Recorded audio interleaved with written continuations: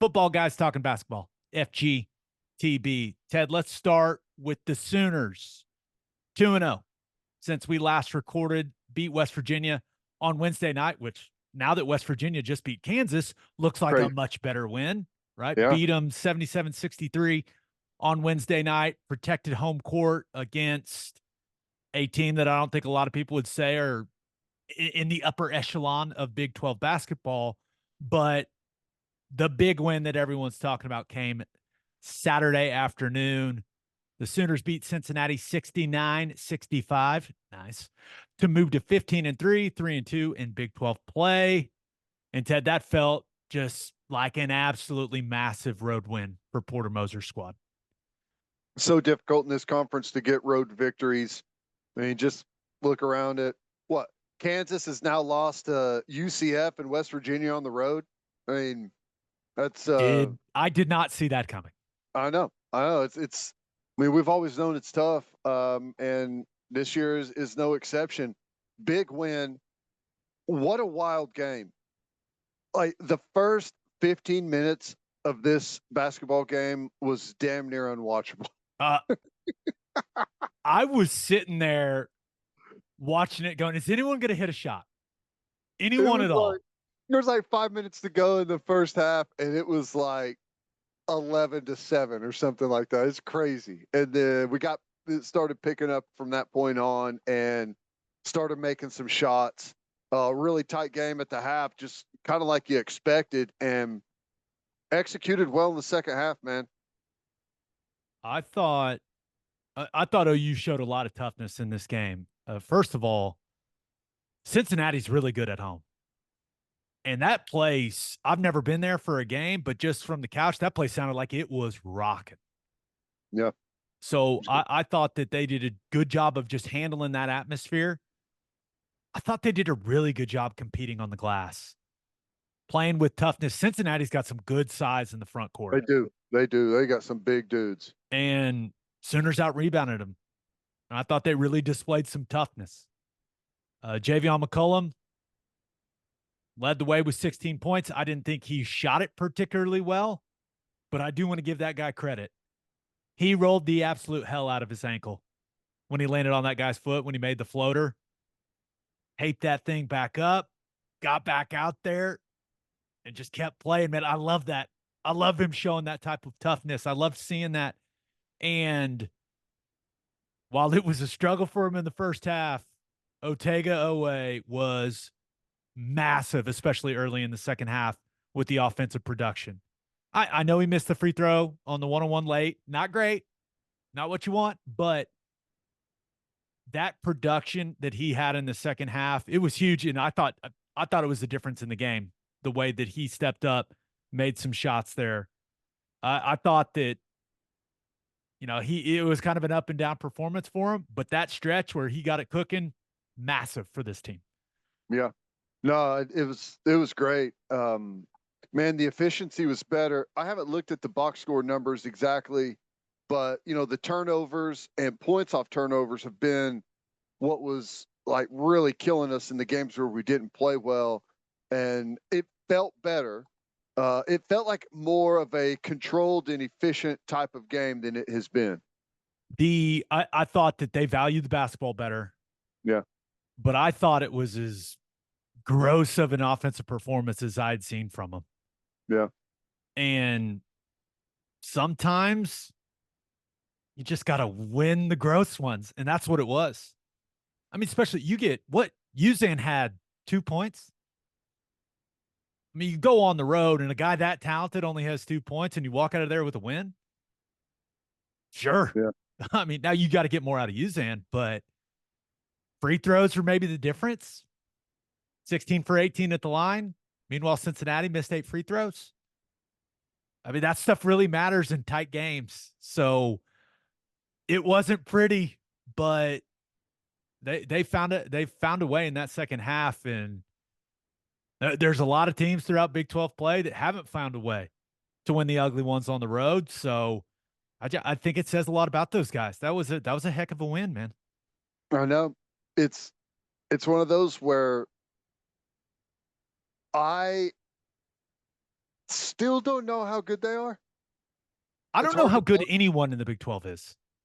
I know it's like you get such a wide swing of what teams look like home versus on the road, and I guess that's college basketball in a nutshell. Though is it's pretty volatile. What type of performances you're going to get.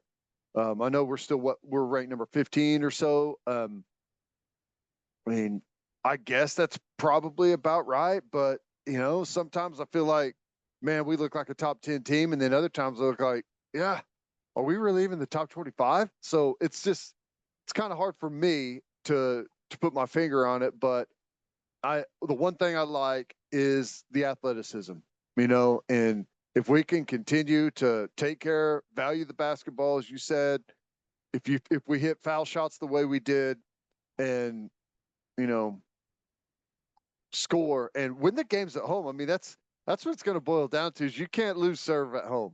I mean, that's what this conference really is. Speaking of that, OU Texas in Norman, Tuesday night. Now it's an early tip, ladies and gentlemen, 6 p.m. But if you got to leave work early, leave work early. Got to get there. I'm expecting that to be one of the best atmospheres in Norman that we've seen in a while. And Texas coming off a big win over Baylor. We'll see if Rodney Terry is able to handle the amount of horns downs that are going to be thrown in the building. That was, and he ended up apologizing for it after the Baylor game, right? He ended up doing the right thing. But the way that he responded to that in the moment with those UCF players, that was so bad, man. And I like Rodney Terry. I've had the opportunity to interview him several times on Big 12 radio. Seems like just a quality man, and just had a bad moment there. Yeah, I think he was probably just kind of feeling the heat. I think at that point they had lost 3 out of their last 4. They had just blown a really big lead. I Blown a I big think he was just lead. pissed at himself and at his team, and Yeah, took it out on UCF's guys. exactly. We've And all then had those moments. probably looked back on it and obviously was like, that was probably not very good, but congratulations, you're going to get 100 times more horns down than you would have for the rest of the season. That's just the way things work. It was funny. He was talking about class and, doing things that were classless. And then he said, we don't jump up and down like we just won the national championship. And then their players are storming the court when Tyrese Hunter makes, and that was an awesome, awesome finish to win that game against Baylor.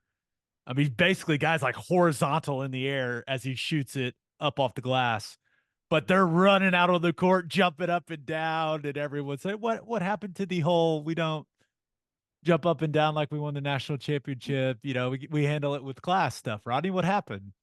That's how it works. That's how it works. It's a Well, good reminder. This whole thing's supposed to be fun. Don't be a fun hater, man. Don't be a that's right. fun hater. Those UCF guys weren't doing anything wrong. They were like amongst each other. Maybe they were flashing horns down to a few Texas fans in the crowd. They were just excited because they got a massive road win. Don't be a That's fun how, hater.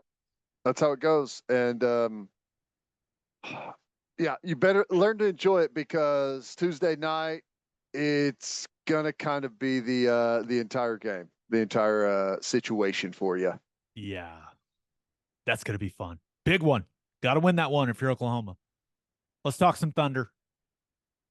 So beat the Jazz on Thursday night, right? Red hot Utah Jazz. Now, I love that Thunder got out to a quick start in that game. And I think a few of the Thunder players were sick. Dort didn't even play. Shea looked like he was a little worn down as well. Still dropped 31. But I thought the Thunder did a lot of good things offensively, attacked Utah's zone when they jumped in it. But Ted, looking back at that game, Jalen Williams, J-Dub, my goodness.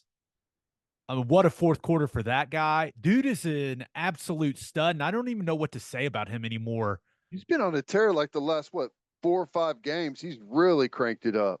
He's been one of the best players in the league the last 5 games. Yeah. I mean, he's just been fantastic. I just can't believe we got him and Chet Holmgren in the same draft.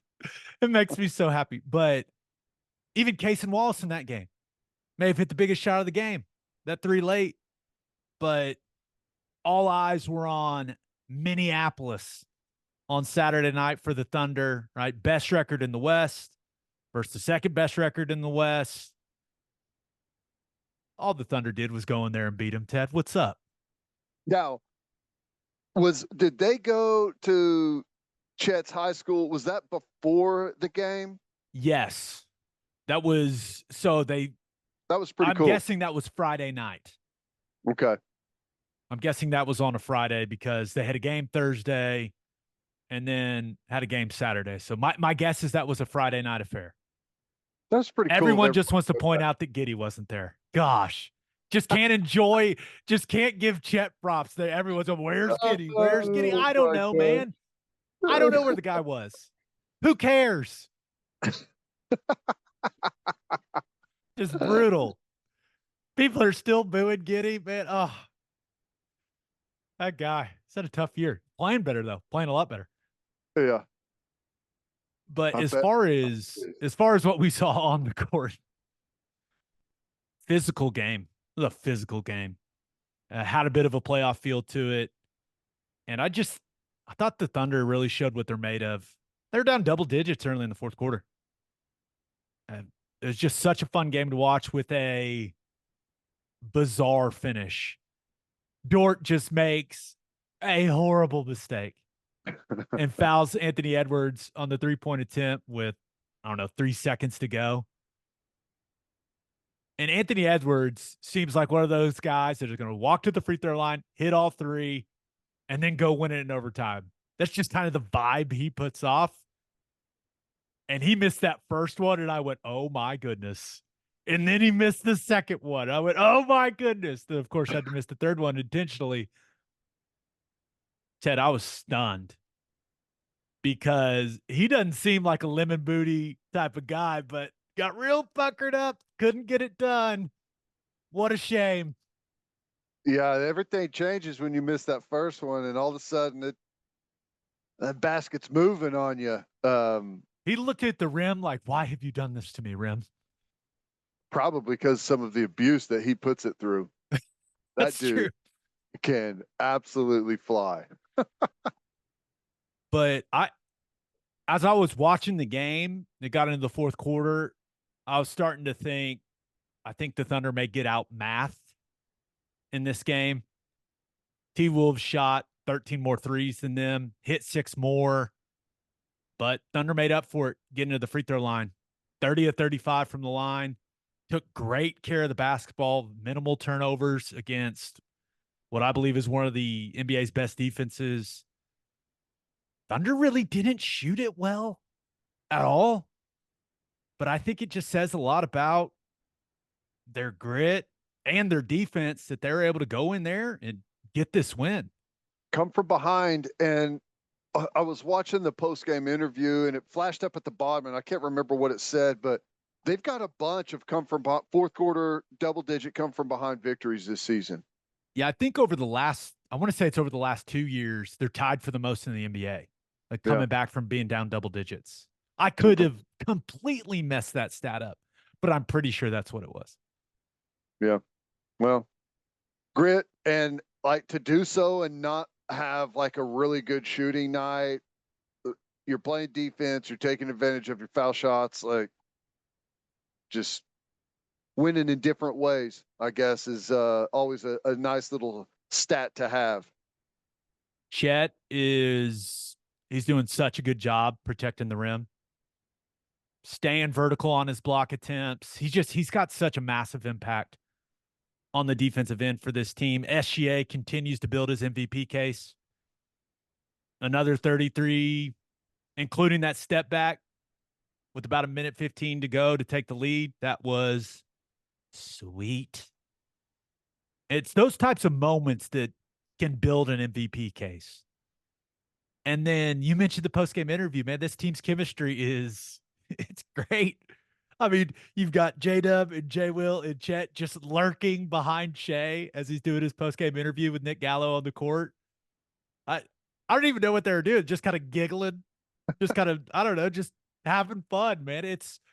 These guys are having fun, and it's extremely fun to watch them. And yes, it's really fun to watch them winning. Yep. That's what makes it, everything about it right now, man. It feels great. And all of a sudden, All-Star break's getting close. Thunder got a chance to have the best record in the West at the All-Star break. Yeah. We'll see, but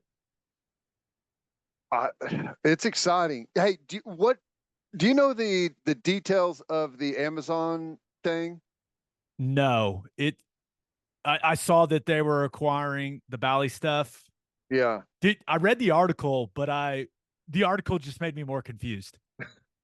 Right. That's what I said. It's like I don't know when or I how this is all going to translate. Is it going to be on Amazon? I would assume it's going to be on Amazon Prime, Right. right? Like the app on your TV, but is it going to be a separate thing you have to pay for? Is it just going to be built into your Prime subscription? That's where Yeah. I've got questions. I'll say this. I think people would gladly just have it be on there as opposed to what they've had with Bally's. I think a lot of people have had a lot of bad experiences. I think so. I mean, it seems like that's the way things are going anyway, so it's not shocking that it happened. I was wondering if you had seen or heard any clarity on it, and like the way I followed it was it's just absorbed into Amazon Prime, but who knows? I I don't know. I don't know if anyone knows. I don't even know if Amazon knows. Right. They have so much money. They're like, yeah, let's buy it. It's I do fine. it. I my hope, I continue to hope that Thunder games will be easier for all Thunder fans to watch. And I'm hoping that, moving forward, and we talked about the Griffin Media deal and having the Friday night games on local television here and in Tulsa and, some of the surrounding areas close to Oklahoma. I, I hope there's more of that moving forward. I don't know enough about the TV deals Yeah. and the details in those to know if that's a possibility. But I just think with how good this team's going to be for the next 10 years, it's really important that Thunder fans can watch the games and it not be like really complicated to watch them. Yep. I agree. Easy access.